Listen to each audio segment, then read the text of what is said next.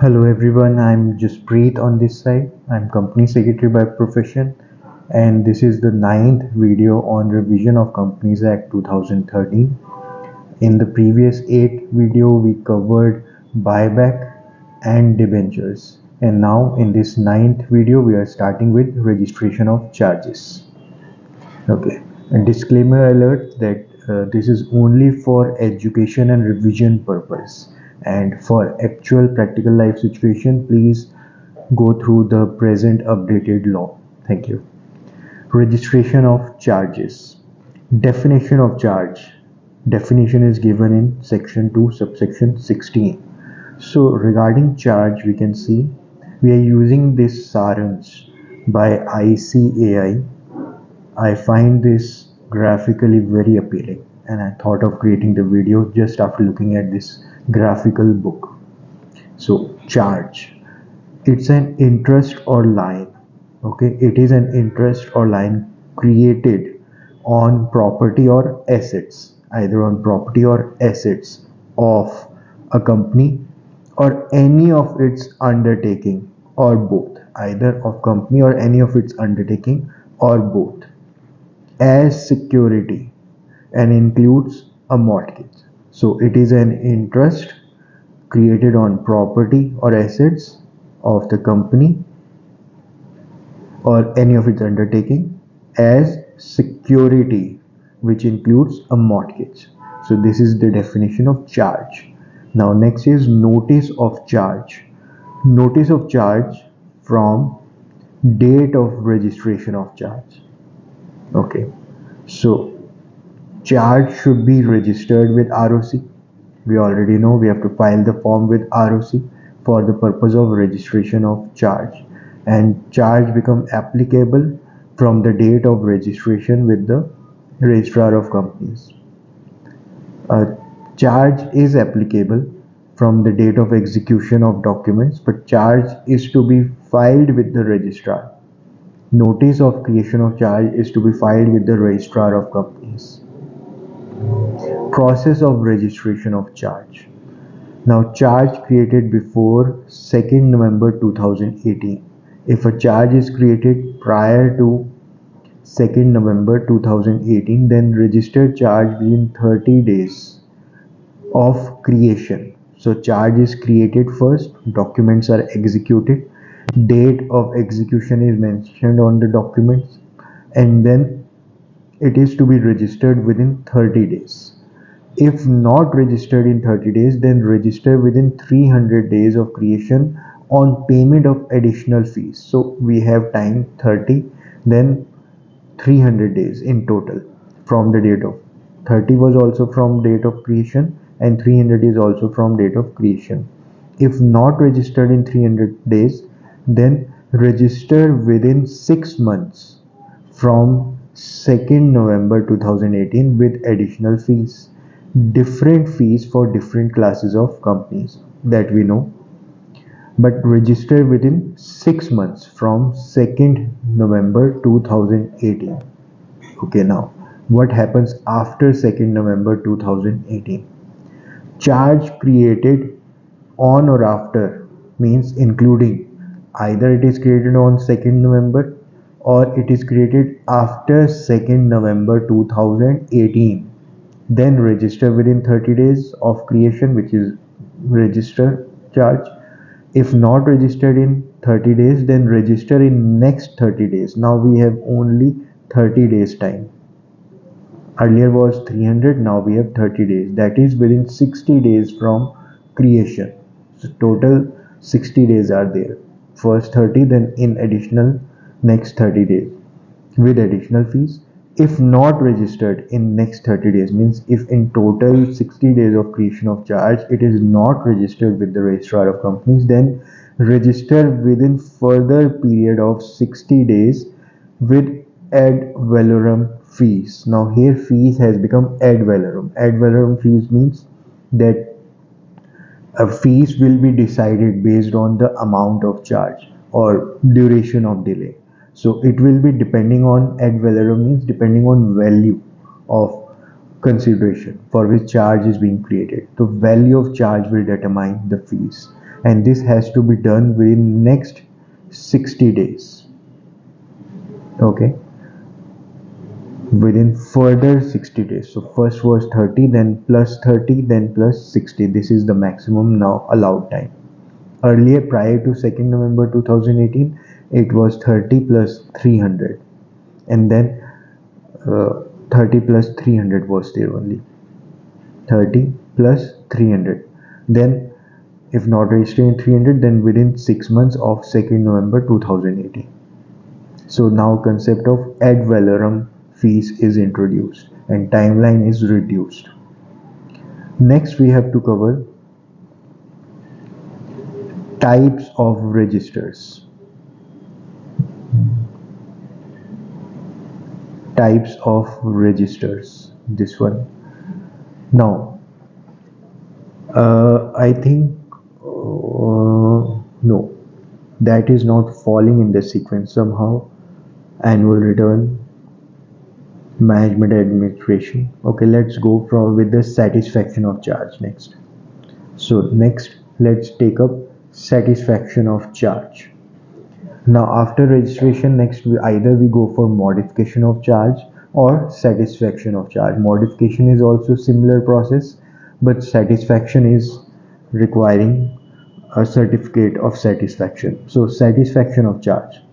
Company shall give intimation to the registrar within 30 days of the payment or satisfaction. So either it is within 30 days of payment or within 30 days of satisfaction.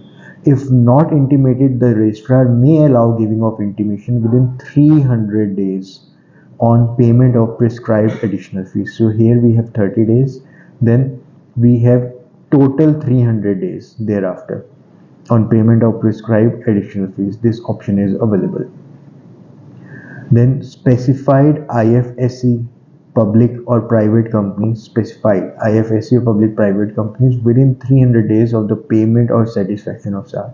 So for specified IFSC public or private companies, primary time duration is 300, but normally it is 30 days of payment or satisfaction, or within total 300 days of payment of prescribed additional fees.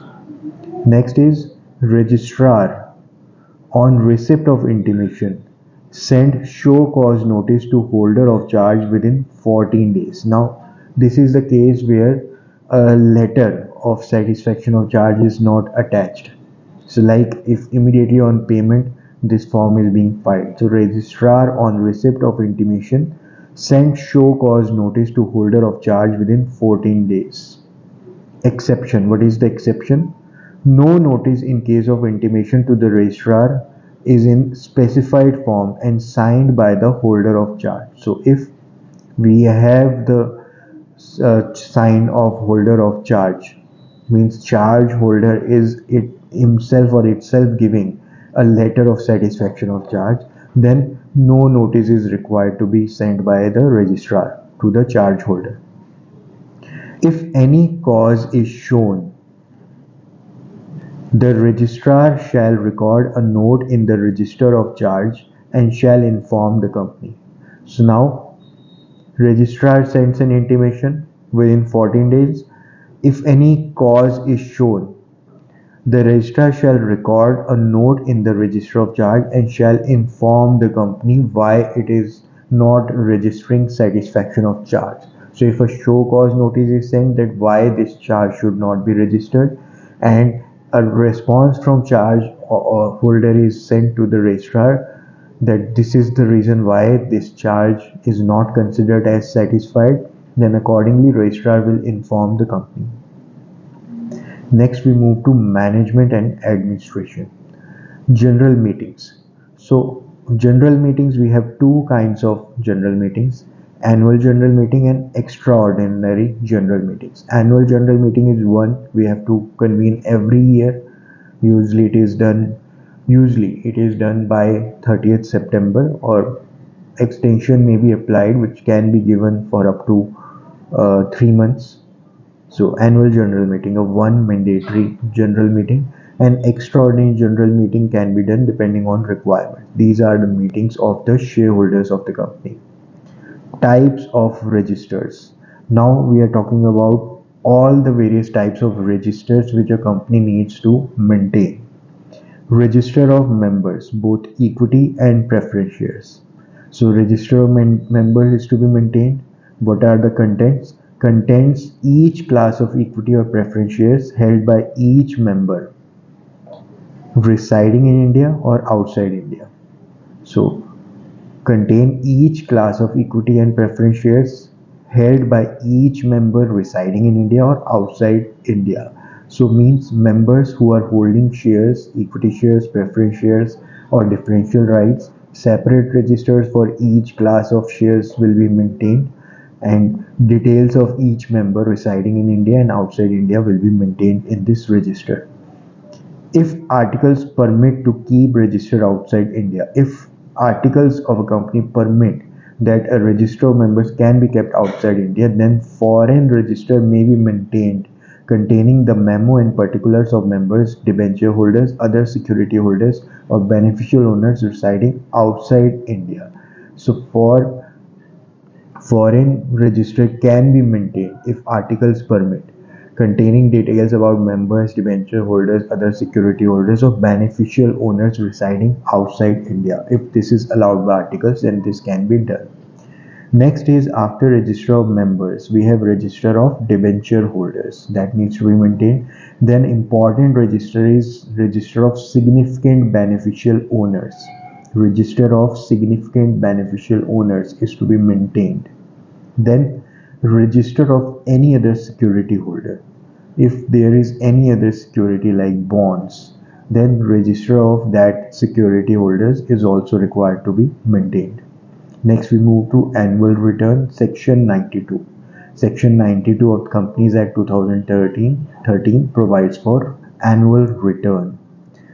Particulars to be contained in the annual return as they stood on close of a financial year. So we have to take a date as on which date the particulars are being provided. This is close of the financial year. Company's registered office means at the close of financial year, what the registered office principal business activities are to be provided.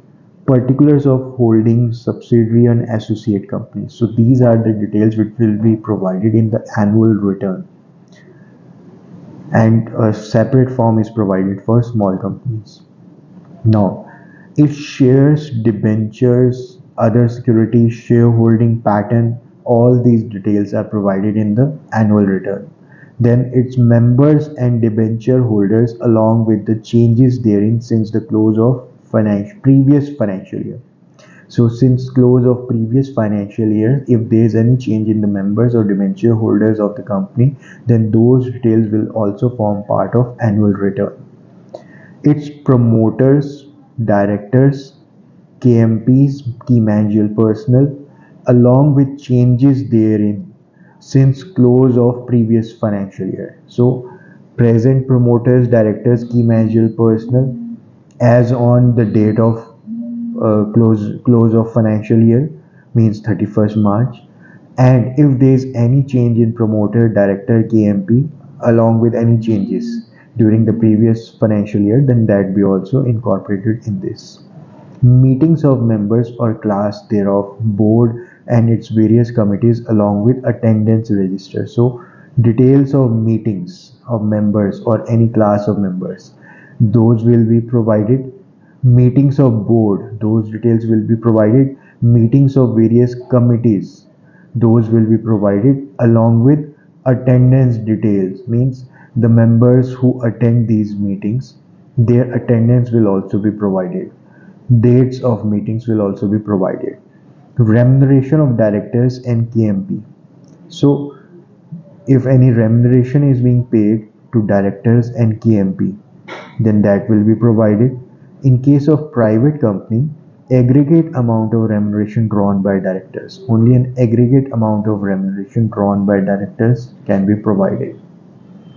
Penalty or punishment imposed on the company. If any penalty or any punishment is imposed on the company during the previous financial year, then or on its directors, if penalty or punishment is imposed on company or any of its directors or any of its officers, and details of compounding of offences and appeals made against such penalty or punishment, all the details will be provided. Means if there is a penalty, then if we have applied for compounding of any offences, then if we have appealed against the penalty or punishment, so all these details relating to company, relating to directors, relating to officers of the company, all these details will be provided in the annual return. Matters relating to certification of compliances, disclosures. So matters relating to certification of compliances and various disclosures, these will be provided. Details in respect of shares held by or on behalf of the foreign institutional investors. So if there are foreign institutional investors, then details in respect of shares held by them at the end of financial year shall also be provided in the annual return. Now, next we move to signing of annual return. So who can sign the annual return? Signing of annual return. Now we have to see in case of one person company, small company or private company, if such private company is a startup. CS can sign the annual return, or where there is no CS by any director of the company. So a CS, and where there is no CS, a director of the company shall sign annual return in case of one person company, small company, private company, a startup private company. In other companies, that is in public company, director and CS will sign the annual return. So in other companies, director and CS will sign the annual return, and in case there is no CS by a CS in practice. So if company has not appointed a CS in whole time employment, then a company secretary in practice will also sign the annual return along with director, and this is applicable for public companies. That is those companies which are not one person companies, small companies, private companies, or a startup private company. So to public companies, other companies, requirement is director and CS or CS in practice will sign in the absence of CS, and in small companies, private companies, one person companies, then CS will sign, and in the absence of CS, a director will sign. These are requirements relating to signing of annual return.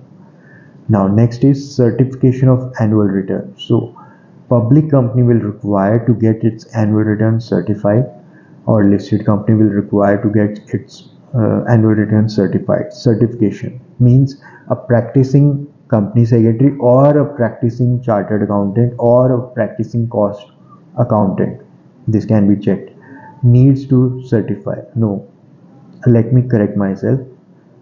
Usually forms can be certified by practicing chartered accountant, practicing company secretary, or practicing cost accountant.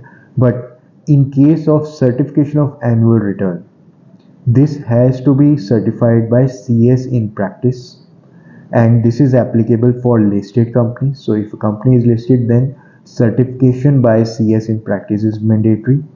If a company having a paid up share capital of 10 crores or more, either it touches 10 crores or it is more than 10 crores. Paid up capital is 10 crores or more, or another condition is if turnover is 50 crores or more. So in these companies, certification by a practicing company secretary only is required. Usually forms can be certified by a practicing chartered accountant, practicing company secretary, or practicing cost accountant, but this specific form of annual return is to be got certified by a CS in practice. And this is applicable for, this is mandatory for listed companies, companies with paid up share capital of 10 crores or higher, and companies with turnover of rupees 50 crores or higher. Filing of annual return. Okay. Copy of annual return shall be filed with the registrar of companies. Within how much time? Within 60 days. From which date? From the date on which the AGM is held. So usually AGM is shown to be held, or we target to convene AGM by 30th September. So 30th September 60 days will be counted. However, if we are convening AGM prior to 30th September, at times there is a Sunday or off, public off on 30th September, then we have to ensure to convene on 29th September or even earlier. Or in case the company has applied for extension for holding AGM and a time period up to 3 months is granted by ROC, then we are convening it after 30th September. Then whenever AGM is convened, 60 days from within 60 days from that, annual return is to be filed with the registrar of companies. In case no AGM is held, then we will take 60 days from the last day by which the AGM should have been held. So if when no AGM is held, within 60 days from the date on which AGM should have been held, along with reasons for not holding the AGM. So here one additional requirement is that we will take 60 days from the date on which AGM should have been held, and we have to give a reason for not holding annual general meeting. Place of keeping register and annual return. So where should we keep the registers and annual returns? Ideally, that place is the registered office of the company. So in India, we require a physical registered office, and we require to keep all the registers minutes in that place under custody of director, CS or authorized person, and uh, plus registered office should be available to receive all the notices and communications on behalf of the company. Okay, so where registers and annual returns are to be kept, section 94 provides what is the place of keeping of registers and annual return. It is registered office. One thing is clear: can registers and annual returns be kept at any other place in India? Answer is yes. So we have to comply with certain requirements, file certain form. In certain cases, board resolution is sufficient. In certain cases, shareholders' approval is required for keeping registers at any other place. And even at certain cases, central government approval may also be required. That can be checked. Now, conditions. Conditions is when keeping registered and annual return at any other place in India. Any other place means any other place other than the registered office, but in India. If more than one-tenth of the total number of members entered in the register reside there. So register of members is being placed at any other place, and more than one-tenth of the total number of members means more than 10% of the number of members entered in the register resides there, plus approval by special resolution. So we require approval by special resolution, and if more than one-tenth of the total number of members as entered in the register reside in their place, then it can be kept at any other place in within India other than registered office. Inspection. Now, can these registers and annual returns can be inspected? Persons who can inspect registers and their indices indexes. So in case we have more than 50 members, then index of register of members is also required to be maintained. That triggers on touching number 50. If there are 49 members, then we do not require to create an index of register of members. So persons who can inspect registers and their indices and annual return during business hours. Inspection can be done during business hours without payment of fees. This can be done without payment of fees. By whom? Members can do it, debenture holders can do it, other security holders can do it, beneficial owner can do it. So these people can do inspection of registers and their indexes and annual returns without payment of any fees. Who are they? Members, security holders, beneficial owners.